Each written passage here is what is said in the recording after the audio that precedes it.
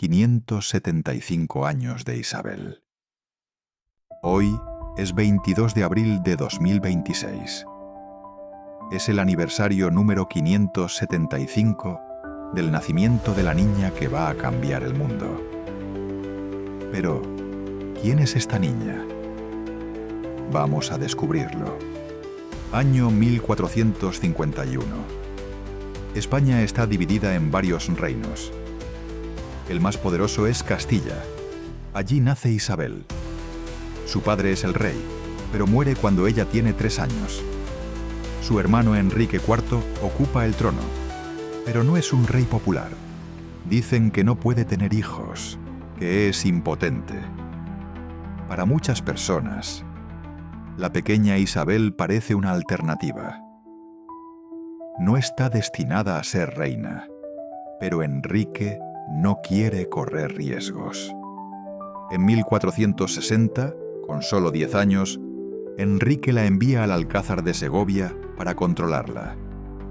Esa prisión de oro es un castillo-palacio de belleza única. Siglos después, en 1937, inspira el castillo de Blancanieves. Pero, como en el cuento, Isabel no es libre. Enrique busca un matrimonio para ella. Si se casa, deja de ser un problema. Entre los muros de la capilla, Isabel busca consuelo en su fe y en la figura de San Juan, el santo que se llama como su padre. Aquel padre que muere cuando ella tiene 3 años, arrepentido de tener una vida de rey, en vez de la vida sencilla de un campesino. El símbolo de este santo es el águila. Esto es porque, según la tradición, es el ave que vuela más alto y puede mirar directamente al sol, o la luz de Dios, sin cegarse, la reina de las aves. En 1462, Enrique tiene una hija, Juana, pero mucha gente cree que no es suya. Y si no es su hija, la heredera es Isabel. El rey necesita resolverlo rápido con un matrimonio para Isabel. Incluso el rey de Portugal quiere casarse con la princesa adolescente.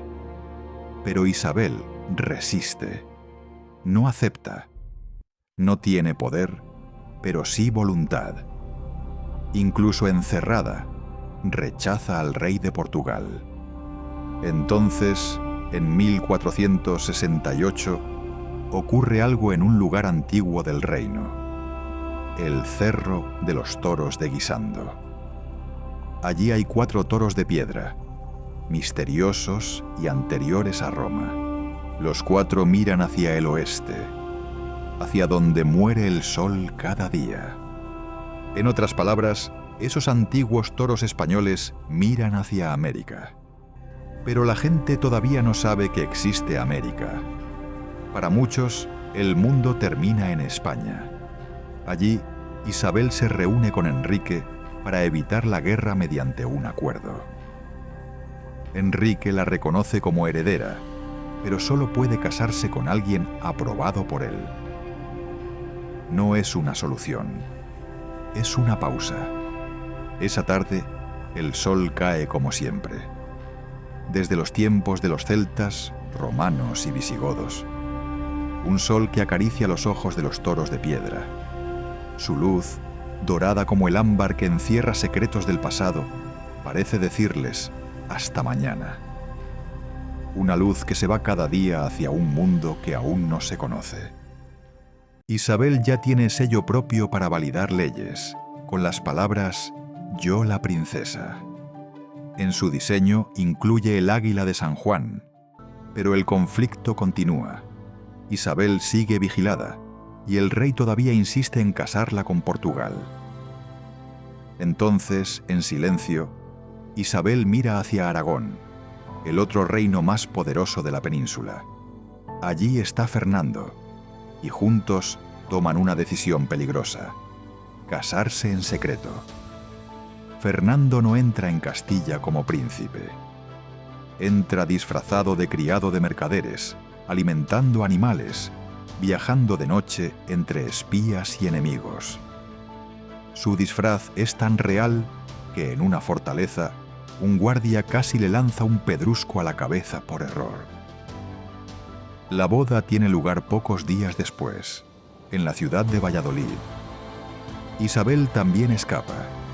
Utiliza una excusa para salir de su palacio y engaña a los vigilantes. Sus aliados la recogen y la llevan a Valladolid. Es el año 1469. Isabel tiene 18 años, Fernando 17. Los dos saben lo que hacen. Los dos entienden el peligro. Contra la voluntad del rey Enrique, del rey de Portugal y del Papa, se casan y cambian la historia. Enrique rechaza el matrimonio y rompe el acuerdo. Vuelve a nombrar heredera a Juana. En 1474, el rey muere.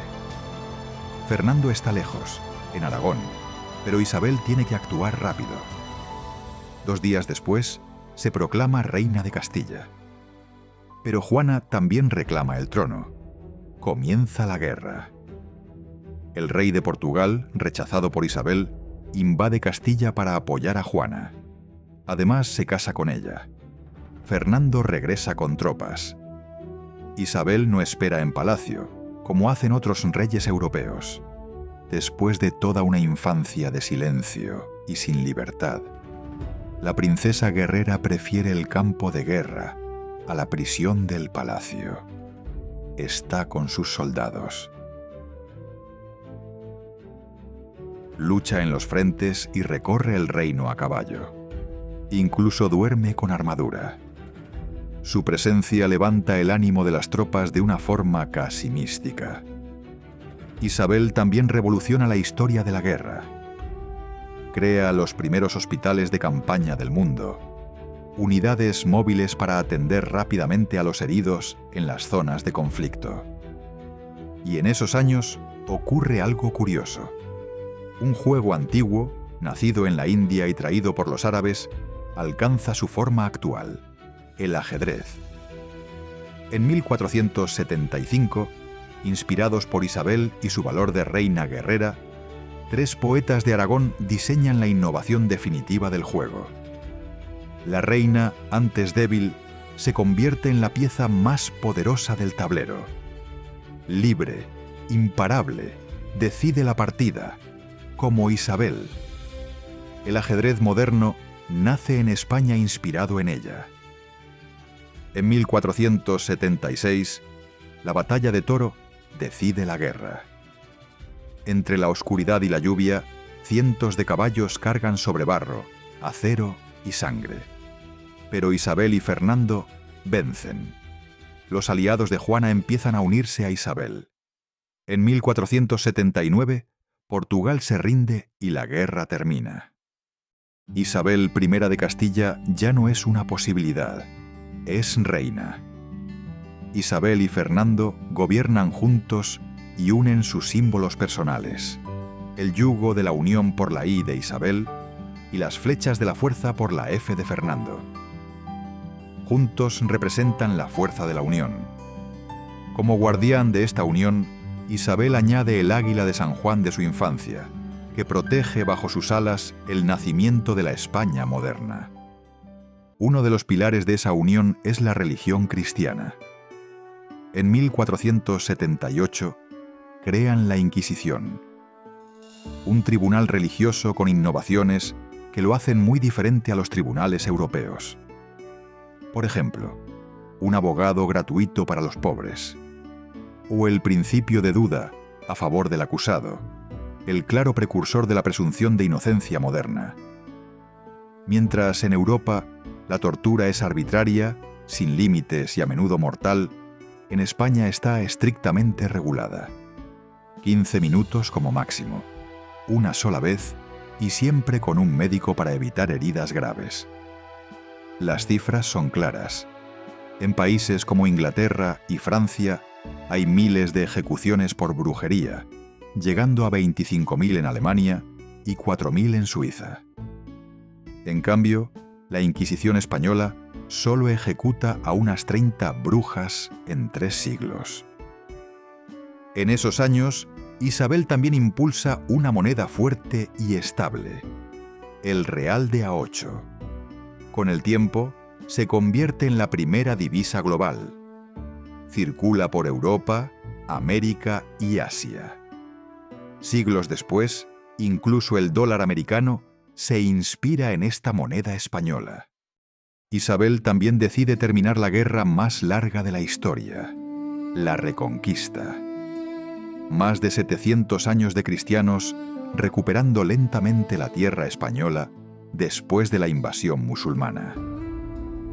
Es 1482 y todavía queda un territorio musulmán en el sur de España, Granada, un reino en decadencia gobernado por el rey Boabdil. Isabel decide atacar. Este enfrentamiento final va a durar 10 años.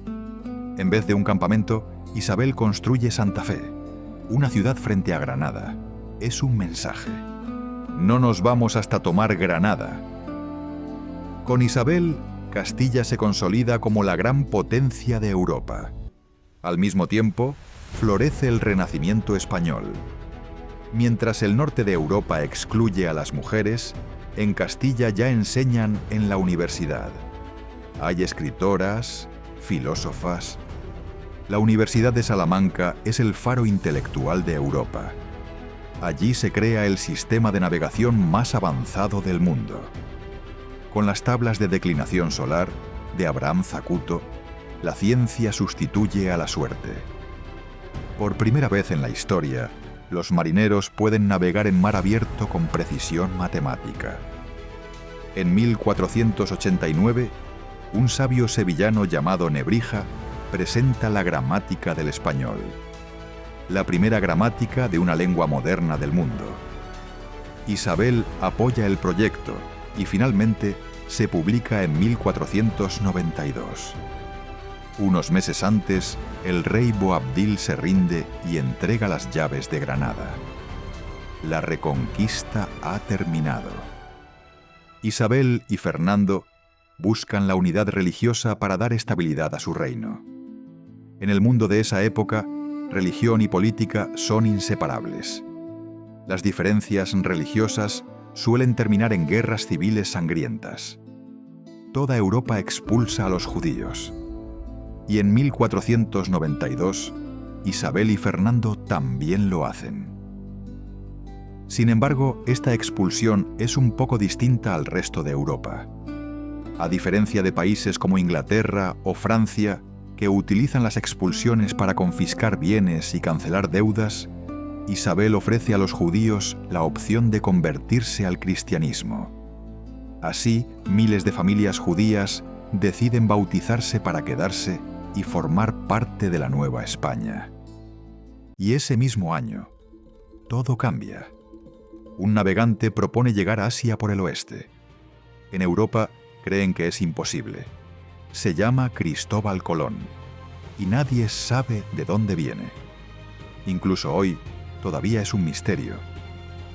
Isabel decide darle barcos y la llave de los océanos. La tecnología de Castilla. En Guisando, los antiguos toros de piedra siguen mirando hacia el oeste. Con las tablas de declinación solar de Zacuto, Colón navega en nombre de Castilla y descubre América. El mundo se conecta. Colón se convierte en un héroe. Pero en su segundo viaje a América, trae indígenas esclavizados. Isabel lo descubre y furiosa dice: ¿qué poder tiene para dar a mis vasallos? Ordena liberarlos y devolverlos a sus tierras. Cuando descubre los abusos de Colón, lo envía a prisión. Declara que los indígenas son sus súbditos y por lo tanto libres, como cualquier habitante de Madrid o Sevilla. Y ese respeto también es para su cultura. Pronto, los españoles estudian y escriben las lenguas indígenas con ayuda de la gramática de Nebrija. Así, después del español, las primeras lenguas vivas con gramática son el náhuatl y otras lenguas americanas. Otras lenguas europeas, como el italiano, el francés o el inglés, tienen que esperar varias décadas todavía. De hecho, generaciones después, Felipe II, bisnieto de Isabel, convierte el náhuatl en lengua oficial de gran parte de su imperio. En 1494, por la unificación de sus reinos y la culminación de la Reconquista, un nuevo papa da a Isabel y Fernando el título de reyes católicos. Esto no solo es el reconocimiento definitivo de su unión y reinado. En esa época, ser el mayor defensor de la cristiandad significa ser la cabeza y el corazón de Europa y la cultura occidental misma. Ya se empieza a vislumbrar la magnitud del descubrimiento de América. Y ese mismo año, la España de los Reyes Católicos se reparte el mundo con la otra gran potencia marítima del planeta, su país gemelo Portugal. En 1500, Isabel la Católica redacta la Real Provisión. En esos tiempos, la esclavitud es algo normal en todas las naciones. Pero con las leyes de Isabel, Castilla es diferente del resto del mundo. Está prohibido esclavizar indígenas. La Real Provisión es una de las principales precursoras de los derechos humanos. En 1502, tras la caída del Imperio Romano de Oriente en Constantinopla, Isabel y Fernando reciben otro honor. El descendiente del último emperador les transfiere el título de sucesores del Imperio Romano. Este legítimo título de emperador romano todavía pertenece a la corona española. A lo largo de su vida, Isabel la Católica no solo construye un reino, también forma una familia, tiene varios hijos, y su historia continúa a través de ellos, con hazañas como la primera vuelta al mundo, o el primer y más duradero imperio global de la historia. En 1504, enferma, Isabel dicta su testamento. Sus descendientes deben proteger siempre a los indígenas. En la tradición castellana, el rey es el padre del pueblo. Cuando Isabel declara a los indígenas americanos como sus súbditos, los convierte en hermanos de los habitantes de Castilla. Isabel no fue solo la madre de la España moderna, fue la madre de la hispanidad. 3 días después, la reina muere. Hoy descansa en Granada, junto a Fernando. Pero su legado sigue vivo, porque algunas vidas no solo cambian su tiempo, cambian el destino del mundo. Y la suya empieza como una princesa sin destino y termina como la reina que define el rumbo de la historia.